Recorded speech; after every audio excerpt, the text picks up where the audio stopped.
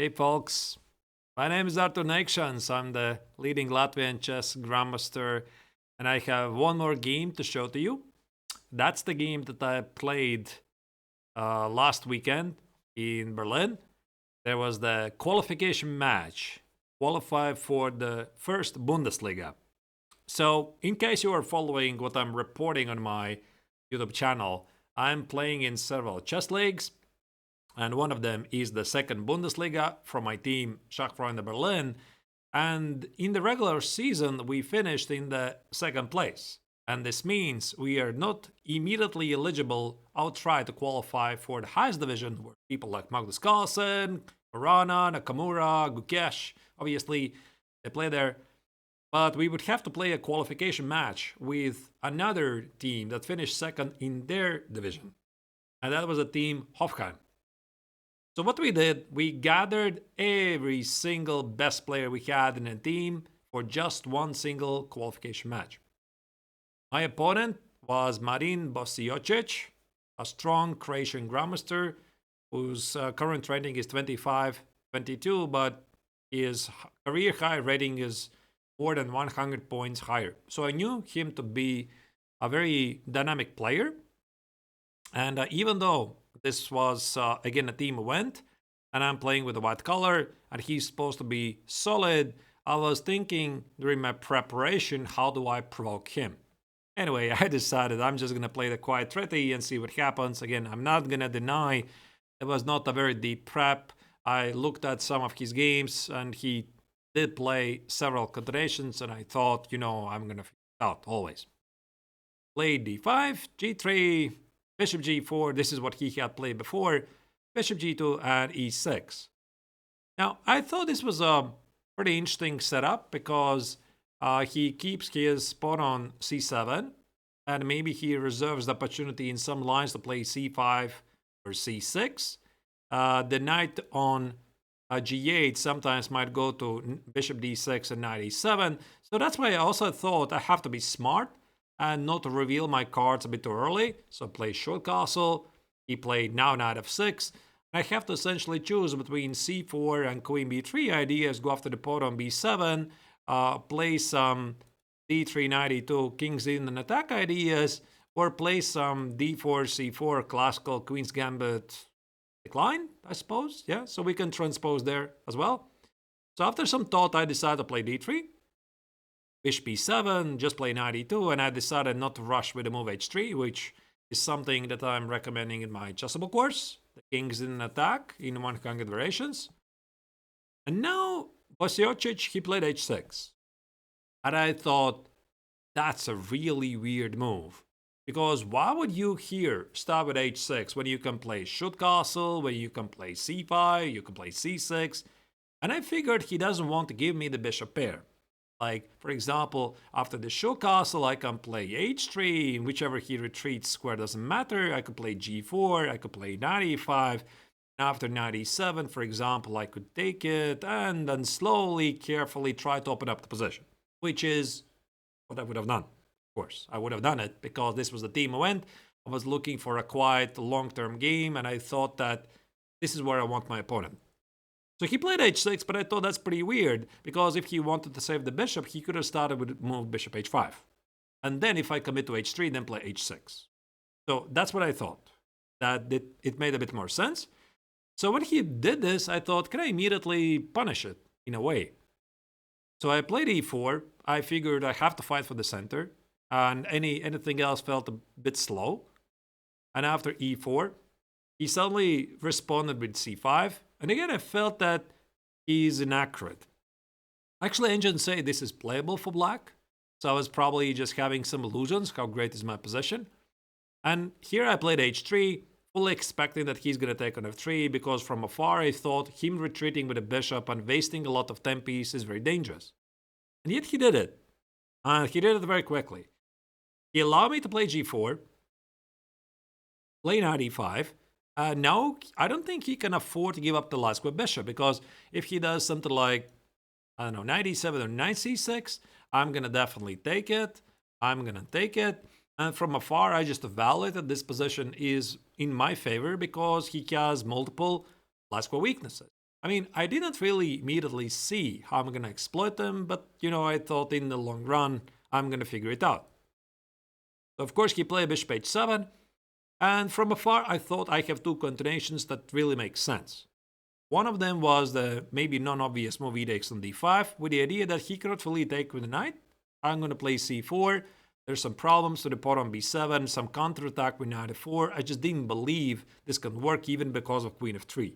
So I secure my king, so I attack the knight. He cannot take on g2 because of the checkmate threat on f7, and queen b7 is still a massive problem. I was pretty sure he's not going to do it. And I thought that after e takes on d5, he has to take with a pawn. I could play f4, and I want to lock the bishop out of the game. He goes here, takes, and I saw I can play f5. And I was very happy about this position. I thought that I'm going to solidify my king side, like bring out the queen, put out the bishop at f4, and he could not easily join the last bishop in the game. There's also the weaknesses at the queen side. I was absolutely sure I'm definitely better here. But I was ambitious. I was looking for more. I decided to play f4 because I saw from afar that I can still go for e takes on d5 line if I want. And if he takes on d4, then I just take it, and I notice there's no check on d4. It feels like this pawn is dropping, but it's not. Like, I can just play king h2, and no matter what he does, knight e4 is just a huge blunder. I trade the queens, and his piece on e4 is hanging. This was, by the way, a mystery to me during the game, that he decided to take on e4, and now he started to think, and I could not understand. Did he really miss? Was he planning that queen d4 is going to be a resource? And he expected me only to play knight e4 to avoid this, and he was surprised by d takes on e4. So this was a mystery. By the way, here the engine says that after f4, black is perfectly fine after, what was it? I think it was a short castle. This is, by the way, a shock to me because I thought I'm going to play something like queen e2 and his bishop is still out of the game with some f5 ideas, but here the engine says c4. Black is equal. Yeah, this, by the way, was quite a bit of discovery to me when I was doing the game analysis. And also the point is that after the short castle, now this is no longer the case because he can take with the knight, and there's a fork on e3. So probably the most accurate move for me was to take on d5 right away. So I made a mistake. He made, not really a mistake, maybe an accuracy. He decided to play knight e7. And I'm thinking like, oh, why? I have such a fantastic position after the opening in such a critical match. I didn't really expect it, and I'm thinking, I can at least take on d7. Takes with a queen, I'm going to play queen e2, secure the center, and maybe he's going to go crazy with a long castle because his position is pretty risky, but I'm definitely having a much better position here due to the space advantage. And I thought if he's going to play something like a short castle, I can just play c3, secure my squares in the center, and he's still playing without the bishop. I was very, very optimistic about this position. Like, here, by the way, the engine says it's not so simple. Black can play b5. I have to basically play g5, try to go for an attack, and it looks very promising, but, I mean, it's still pretty sharp. So I was looking at this, like, not g5, but I was looking at this entire sequence with knight e7. I was thinking, I want more. So I thought, what about knight c4 here? I thought, I'm going to play like a4 and queen e2 and f5 at some point. I'm going to play for space advantage. His knight on d7 is feeling pretty awkward. And I thought that if he plays knight b6, I can trade it and now play queen e2 and he can never castle long. Which, by the way, is a pretty ridiculous argument, to be honest, because I perfectly understood that him castling long is very dangerous. And I saw he has to play b5. I play knight e3, and I saw from afar that he seemingly cannot play c4. So I fully expected this move. Like, he has ideas like knight c5 for bishop c5, fight for the either the knight on e3 or the pawn on e4. And from afar, I thought, wait, am I just going to win the game like in 15 moves? I mean, it's very difficult to believe. Like, I was looking, wait, what about e5 here? Obviously, the knight is hit, the rook is hit. And I saw that he has to play bishop c5 with the idea to kill the knight and play knight e5, or maybe even play knight e5 right away. So I had two ideas here that I could maybe take on f6. He could take on e3. I could go here. The rook is under attack. He plays knight f6. And here I realized, actually, wait, I cannot really take the exchange, can I now? Because if I take on a8, I'm playing knight c4, which was like my original idea. He takes on c1, I give a check, he plays king e7, I take on c1, he plays rook d8. And he suddenly pins my knight, I have nowhere to go. I was like, wait, okay, it doesn't work. It doesn't work. Can I play queen f3? Yeah, but then he just trades the queens, he has a massive compensation, there's no way I'm gonna go here. It just makes no sense. I have an exchange for a pawn, but he has so active pieces. No, I don't want to go here. So I'm thinking, okay, can I play maybe some intermezzo check on c6? He plays king e7, so what does it change? I'm not sure. I don't want to take the exchange. Why? I'm thinking I could play maybe knight c4 right away. Knight c4, he goes here, I give a check on d6, he plays king e7, so I cannot figure it out. Like, it seemingly doesn't work anywhere, in any line. I'm like, wow, okay, look at that. So he can actually do it. And then I'm thinking I could play knight d to c4. With the same idea that I take here, I take on f6, and I have some extra material. But what about if he just sacrifices the exchange? And again, I'm not really in the mood to take this exchange. Look at my exposed king. I have a full exchange, but I will never ever play this position for white. So I'm thinking I cannot go here. I could play some quiet move, king h2, keep the threats alive, try to win a pawn on c4. But he can trade the queens, he plays rook c8. And after knight c4, there's bishop c2. Wait, I'm just worse. You know, and I'm starting to calculate this like, wait, what's going on? Wait, why is he still alive? And actually after bishop, e5 is a mistake according to an engine. And I should have played a4, which was just, I was not looking even in this direction that somehow this is in my favor. So I did not pick it up, all of these complex lines.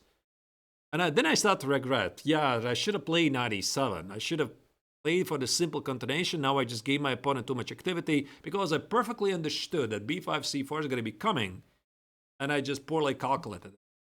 Now I decided to play queen f3, which I thought I was pretty smart. But I had already burned a lot of time. Like, I spent on this decision alone like half an hour. And I had at move 15 basically 20 minutes left. I was thinking if he's going to play like knight c5, I can play e5. Now this works, and after knight e4, I can shut off the bishop on h7 from the game. Takes, and his position just collapses. The rook at a8 is under attack. The bishop on h7 is out of the game. I'm just winning strategically. So he cannot do that. He played queen b6. Again, toying with the idea that there's no e5, there's going to be knight e5. I decided to walk away with a king. He played rook d8.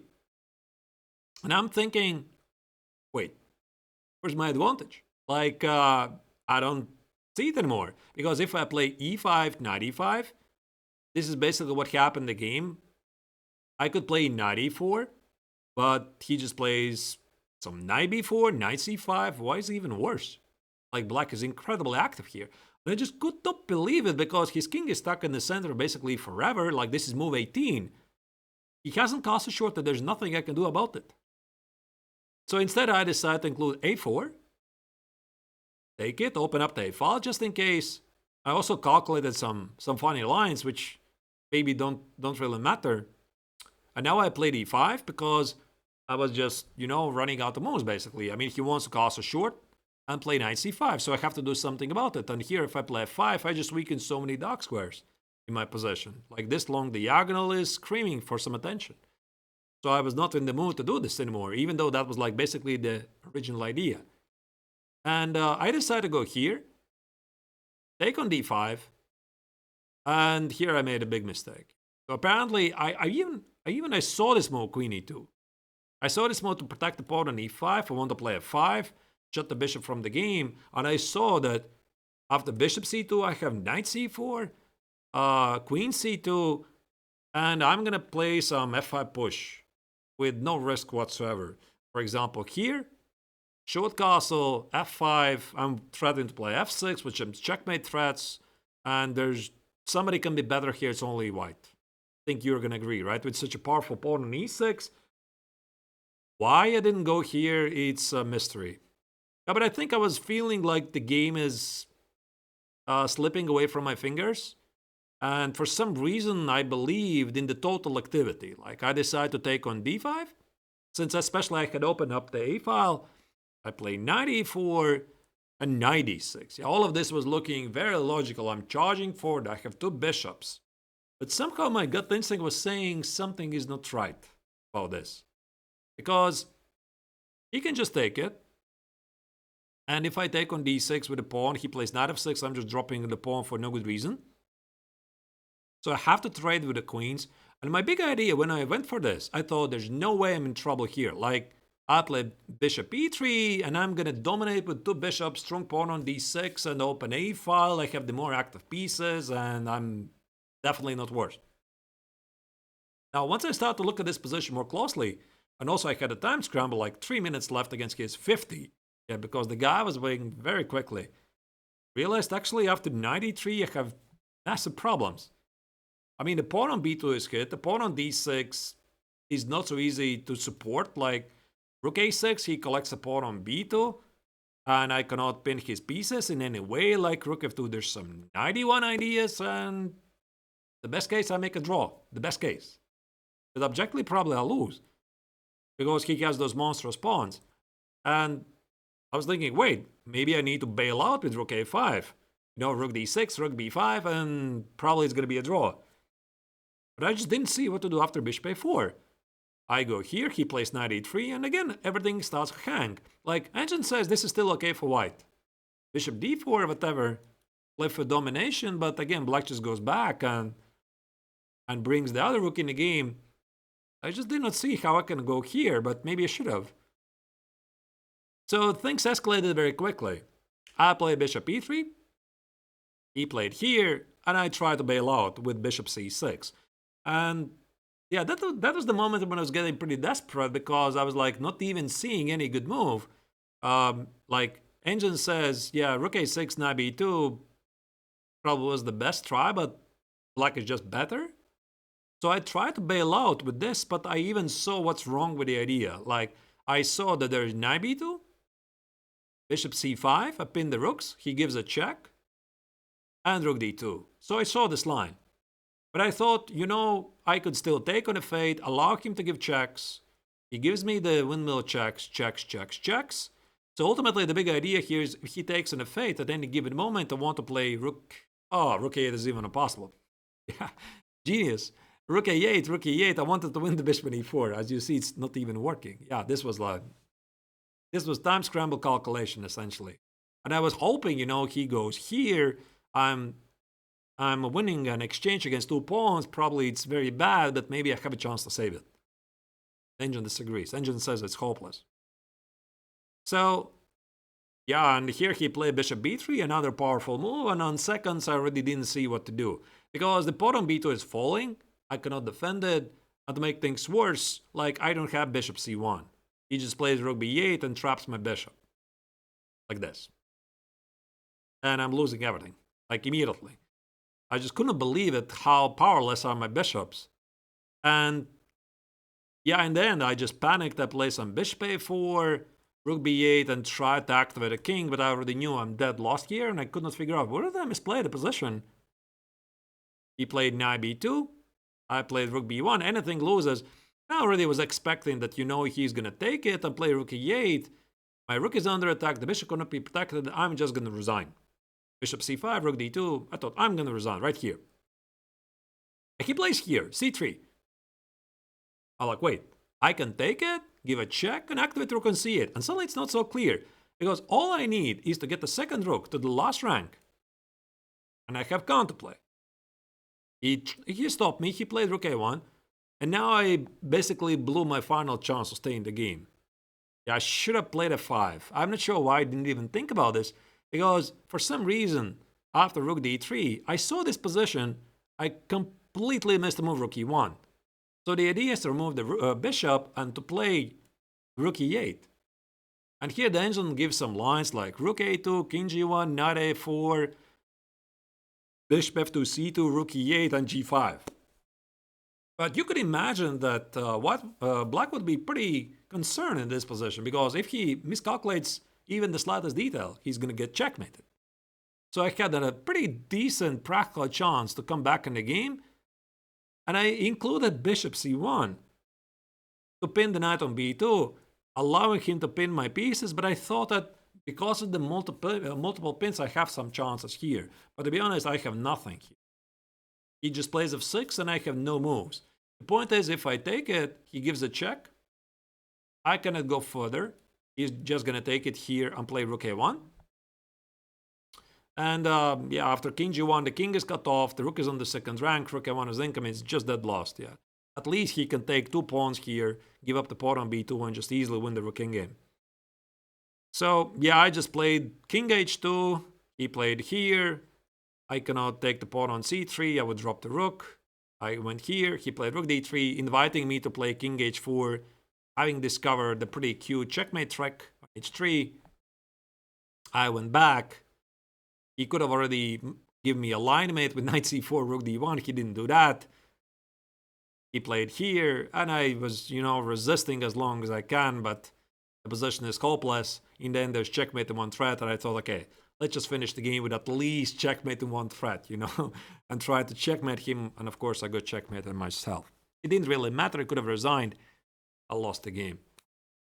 It was pretty terrible. I gotta confess, I felt pretty miserable after the game, because it was a very important match. We were fighting to qualify for the highest division. And I'm supposed to play for the win with white. And there's like a main rule. Never ever lose with white in a team event. In a critical match. It's like, it's just unthinkable. You're not supposed to do that. And I lost it. So I was feeling pretty down. And then I noticed that also board number 8, the guy I thought we're definitely, he's a favorite to win because he had like 150 point elo difference against his opponent. He lost with white as well. And I thought, uh-oh, that's it. We're not going to make it. We blew it. Like, that was a terrible feeling. And I felt like the scapegoat, essentially. That it's because of me. We're not going to make it. And then, suddenly, there was a dramatic finish. We were trailing in the match 3-4 because of my loss on the loss on the board number 8. And there was a critical endgame on board number 2 where our guy, he won. He won his game. Like, I believe it was a drawn endgame and he won it because his opponent blundered in a time scramble. And we finished with 4-4. And what does it mean? And suddenly we have the better tiebreak. Because there's some weird regulation that in case the match finishes in a draw, there's some tiebreaks, meaning they look at the scores, the first 2 boards, then 3-4, 5-6, 7-8. And we scored the victory on board number 2. And I lost on board number 4. So we had the better tiebreak. Does that make any sense? No, but we made it. Yeah, we qualified. So I had so many mixed feelings about this. Like, I played probably the worst game of the year so far, especially since I had a very good run in the past weekends. I played very well in the Swedish league, in the French league. We also ascended the highest division again. And now this, I just arrive for one game and I lose. I play like a patzer, Yeah, that was pretty depressing. But ultimately, I got over it because all that matters is the team result. And the team qualified. I did my part. Like, at least I showed up and I forced the opponents, allowed my opponents, not my opponents, but my teammates play against weaker opposition respectively. So I kind of did my part, but I was feeling pretty bad. Either way, we are there. And since a couple of years, I'm back in the top division of 2 of the strongest leagues in Europe, in France and in Germany. So next year, we are going to play against the likes like Magnus Carlsen and Nakamura and Caruana and Gukesh and all the super GMs. So it's going to be fun. It's going to be a fascinating ride. So there's also more games, like 15 games in total. I don't think I'm going to play so many games, but definitely I will get a chance to play against some super GMs. This I'm pretty sure about. Yeah, that's pretty much it. So leave your thoughts. What do you think about the game? I thought it was a pretty terrible game, but at least I was very happy with the opening phase, how it turned out. And yeah, again, a friendly reminder, if you are not yet a sub of the channel, please press on the subscribe button, because every single sub allows me to move one small step closer to the full-time content creation. Of course, if you like the video, press like. I think I already said that. All right, wrapping up the coverage of this sad game. and I'll be seeing you in more adventures. By the way, my chessable course, the Scandinavian Defense with Queen A5, they have finished the recording. Like, that's it. Today, prior to the recording of this video, I wrapped up the recording of the Peek Inside videos. That's it. I'm set. It's going to be total about 24 hours of videos. And I don't have yet an update when the course is set to be released. The name of the course will be the Battle-Tested Scandinavian Defense with Queen A5, fourth ring with Igor Kovalenko. So I suppose I'm going to make some more updates once I know some details. That's it. And I'm wishing to all of you a great day. Take care.